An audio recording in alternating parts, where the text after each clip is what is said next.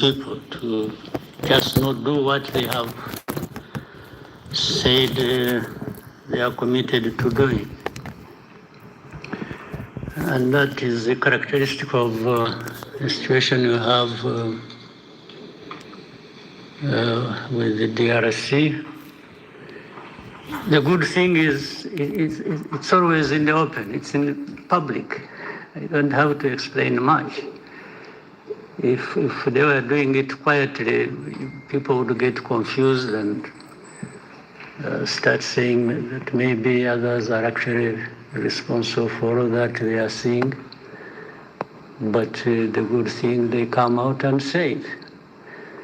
They agree one thing in Washington or even in Doha, and that is made public. Then the next day or week, someone says, no, we are not going to do this and this until something else is done. And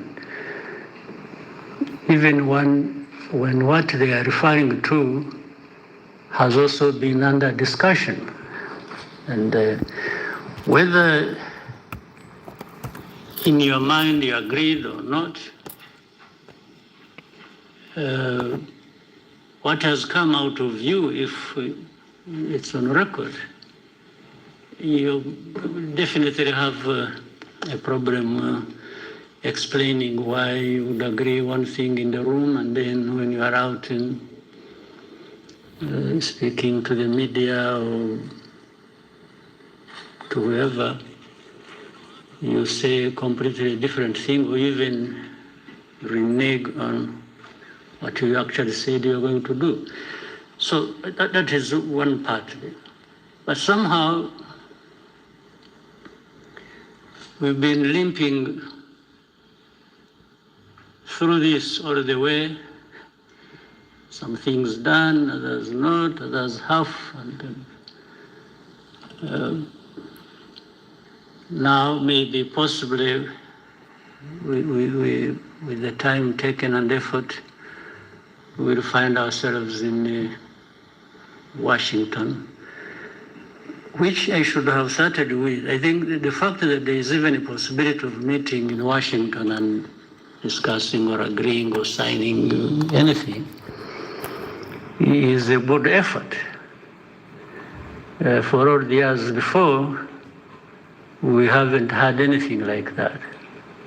We have had people come visit us, visit Rwanda and Congo, and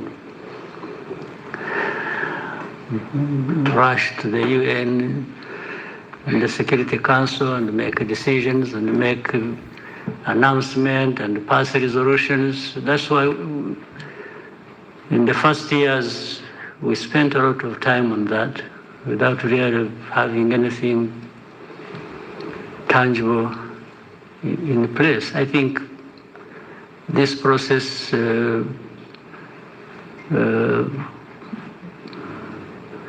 the two processes, one in Washington, another in Doha, but talking about Washington, it's a good step in the right direction.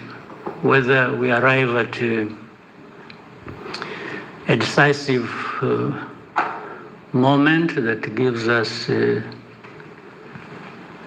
clear possibility and optimism that we are near finding lasting peace and so on. Yeah, it's something we can still continue to hope for and work towards. But at least there is that possibility, there is that framework that is in place. And the Trump administration seems to have done their best. You know, some of these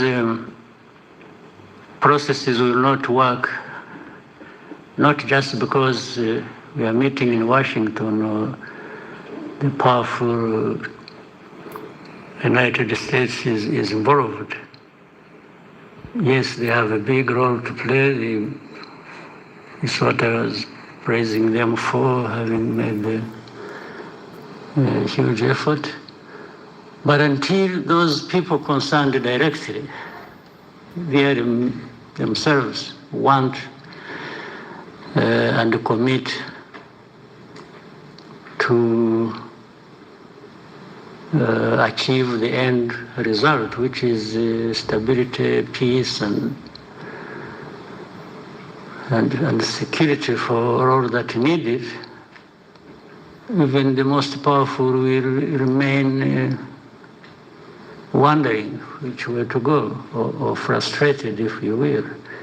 So the onus is on us, mainly the people, the leaders, the DRC, Rwanda, and others in the region. Washington took over this when there were also other efforts underway.